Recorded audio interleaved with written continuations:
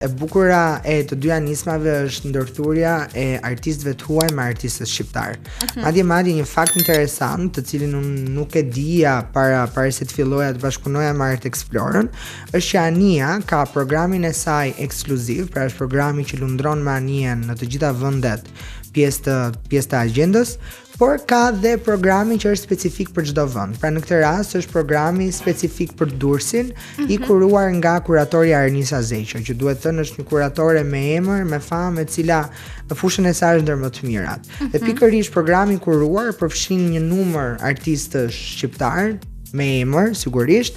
Kemi Flaka Halitin, e cila ka një instalacion në portin e Durrësit, kemi po prap Bora Baboçin, që po prap është një artiste shumë e njohur, kemi Astrid Ismailin, i cili është një artist kosovar, njëjtë si Flaka, por mund të themi Astrid Isa është një artist me origjinë kosovare, aq është dhe një artist i botës. Pra është duke korrur një sukses të frikshëm, mendoj unë, në Europë. Është një artist performativ shumë intrigues dhe shumë interesant.